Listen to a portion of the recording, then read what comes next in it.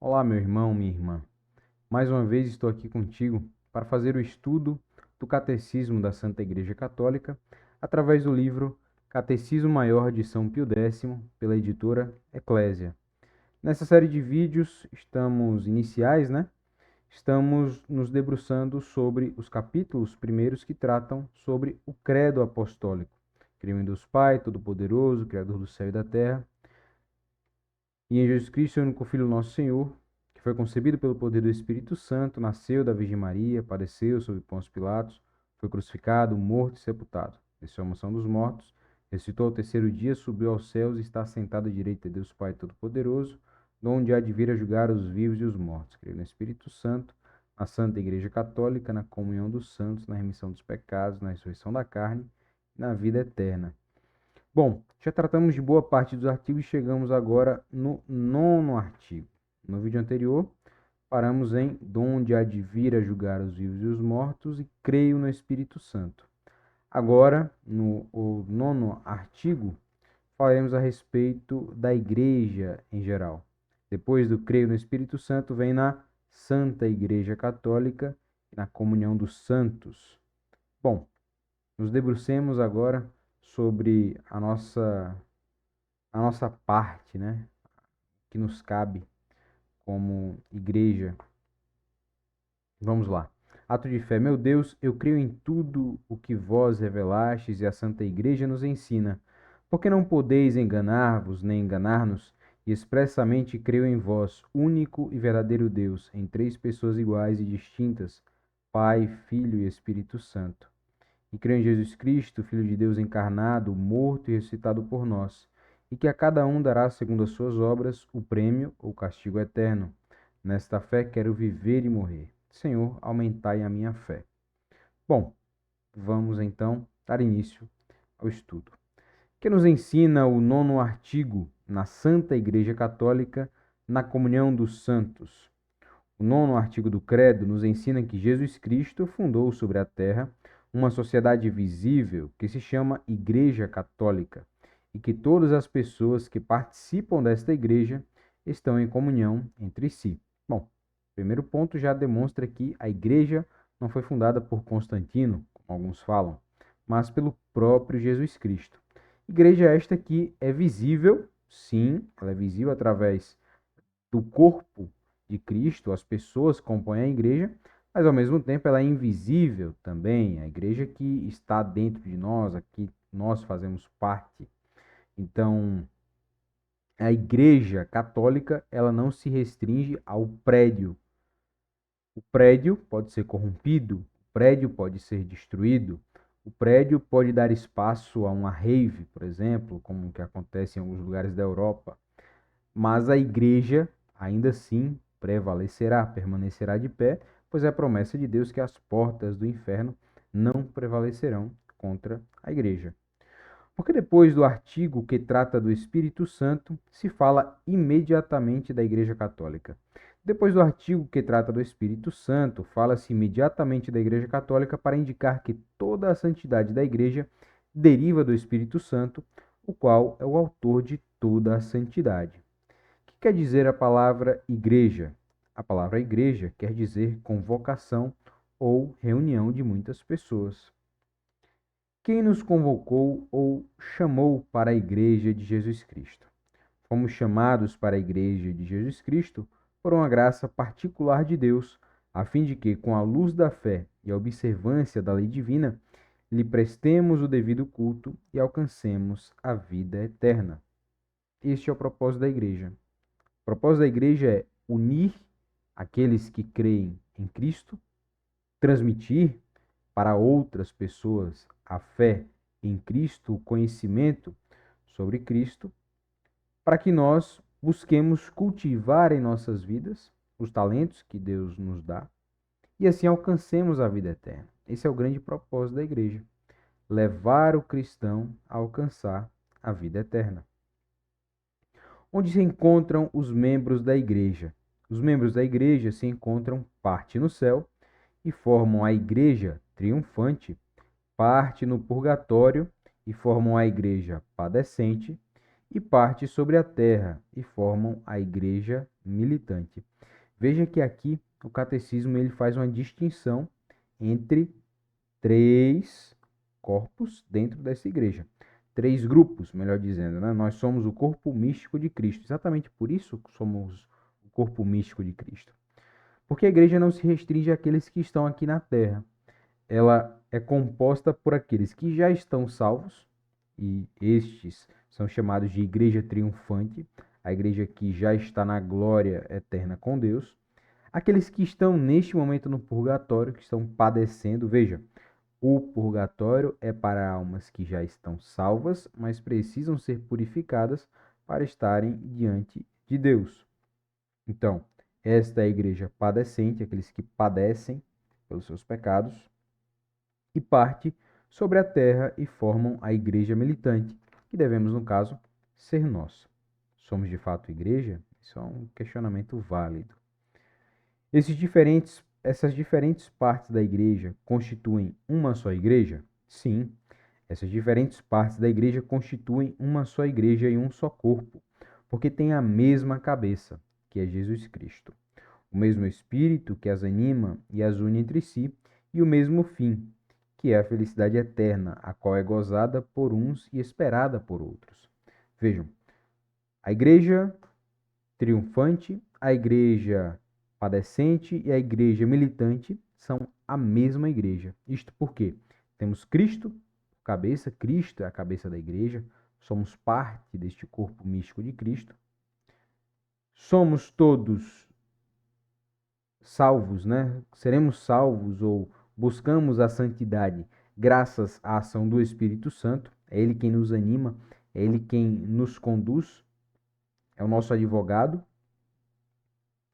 E todos, igreja triunfante, igreja padecente, igreja militante, busca esta felicidade eterna. E a felicidade eterna é Deus. Então, o nosso propósito é nos direcionar a Deus. A qual parte da igreja se refere principalmente o nono artigo? O nono artigo do credo se refere principalmente à igreja militante, que é a parte da igreja em que estamos atualmente. Hoje, nós temos muitos debates quanto à igreja, né? Se a igreja se corrompeu, se o Papa não é Papa, se o Concílio Vaticano II é uma aberração, se é uma heresia, etc, etc, etc. Bom, nada disso de fato importa. Em que sentido? Cristo prometeu a nós que as portas do inferno não prevaleceriam contra a igreja. Isso é promessa de Deus. Se é promessa de Deus, ela é inquebrável. Então, isto é ponto consolidado. As portas do inferno não prevalecerão contra a igreja. Significa, então, que Satanás não triunfará, jamais triunfará. Portanto, como eu disse há pouco tempo atrás, se a igreja, a estrutura de pedra, a estrutura humana se corromper, a igreja em si, o corpo místico de Cristo, continuará triunfando em rumo ao triunfo, porque nós somos salvos por Deus. É promessa do próprio Deus que as portas do inferno não prevalecerão contra sua igreja. Então, mesmo que o Papa, porventura, venha a se corromper, mesmo que ele esteja corrompido, algo que eu não concordo no momento, mas mesmo assim, as portas do inferno não prevalecerão contra a igreja.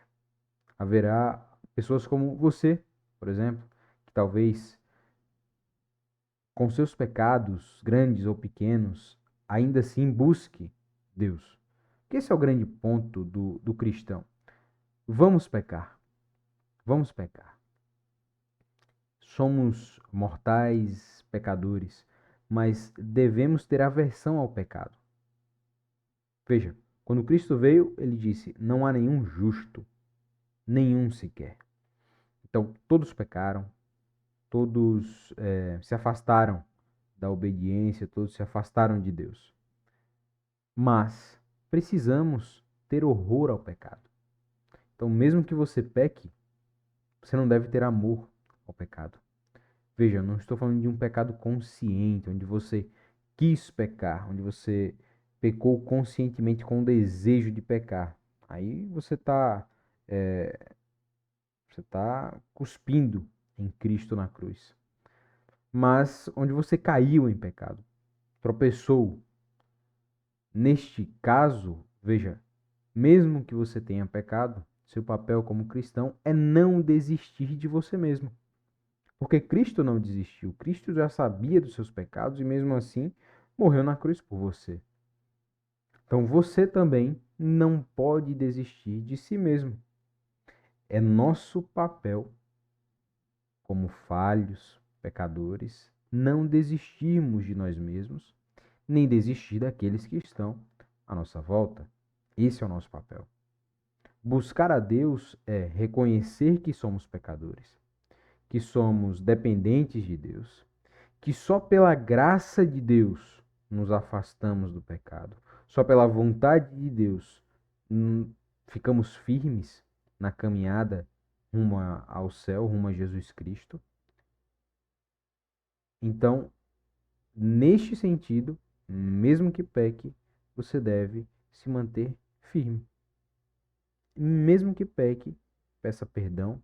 1, 2, 3, 4, 5, 70 vezes 7. Veja, o 70 vezes 7 você pode pedir 490 vezes perdão. Mas você pode pedir 1000, 2000. Estou dizendo que você deve ser flexível, você deve banalizar. Não é isso. O que eu estou falando é não desista. Nunca podemos desistir de nós mesmos. Porque Cristo não desistiu de nós.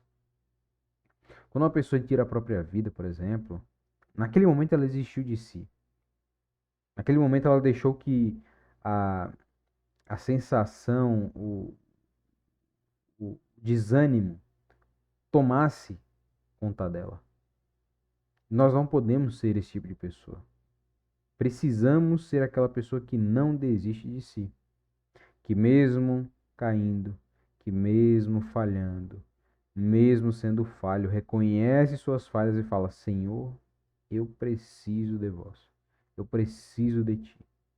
Só graças ao Senhor eu posso continuar esta caminhada rumo a ti. Hoje eu vi um vídeo rápido a respeito da vida e como a vida ela é vã, de certa forma. Tudo de fato é vaidade. Todas as preocupações são vaidades. Nada de fato importa nesta vida, somente Deus importa. As preocupações do trabalho, as preocupações da vida, as preocupações com dinheiro, as preocupações com viagens, a preocupação com qualquer coisa. Nada disso de fato importa, porque a vida ela é finita. A vida acaba. Logo mais a pessoa morre. Logo mais quem lhe causou o problema morre. Veja o que aconteceu agora no Rio Grande do Sul.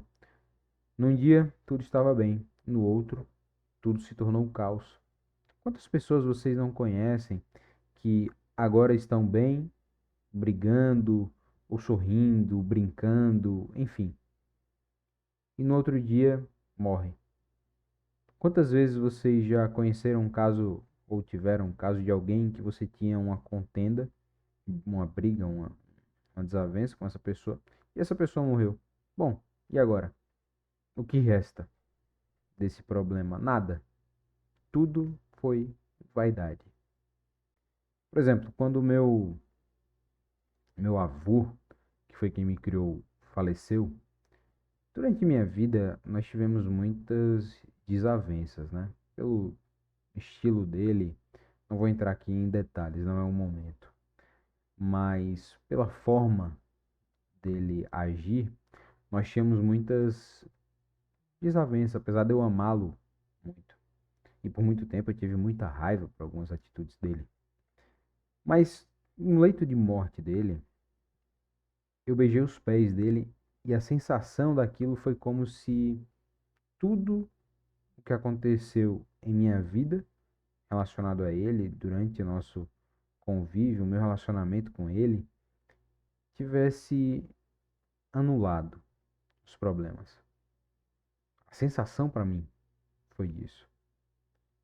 É como se uma, não vou dizer que é uma borracha, mas como se de fato, borracha não, água, como se a água tivesse passado e lavado tudo que era ruim e deixado só o bom. Nada mais importava, nenhuma briga que tivemos, nenhuma discordância, nenhuma chateação, nada disso mais importava. Eles estavam morrendo e eu estava vivo. Ele iria, espero, tenho essa esperança, viver na eternidade com Deus. É isso que eu espero. Não sei, mas é isso que eu espero. Encontrá-lo ainda na eternidade com o Pai, se eu for para a eternidade. Mas o fato é que, naquele momento, todas as desavenças se encerraram. E esta é a grande realidade. Após a morte, nada mais fica. Então, que isto sirva para nós. Nós somos parte da igreja, somos a igreja militante, a igreja que está ainda combatendo aqui, a igreja que ainda está lutando contra o pecado. Não lutamos contra o mal, lutamos contra o pecado. Não somos capazes de derrotar Satanás. Não caia nesse engano, não caia nesse pensamento vão de que nós, por nossa própria força, podemos combater Satanás ou resistir a Satanás. O combate, quem vence é Cristo. Cristo é o único capaz de vencer. E veja que Satanás não é inimigo de Cristo, ele é inimigo nosso. Deus não tem inimigos. Satanás não tem condições de competir contra Deus. Então, a competição, na verdade, é de Satanás com nós mesmos por nossas almas. Mas quem vence não somos nós, é o nosso advogado. Quem vence é aquele quem nos defende. Nosso escudo é muito fraco. Nosso próprio escudo é muito fraco. Mas se vestirmos a armadura do Cristo, do Espírito Santo e de Deus, aí sim somos invencíveis. Não por nossa própria força, mas pela ação de Deus em nossas vidas. Que Deus esteja com você, meu irmão, minha irmã. Que Ele nos abençoe. Que Ele nos guarde por todos os dias da nossa vida e aos nossos familiares. Muito obrigado e até o próximo vídeo.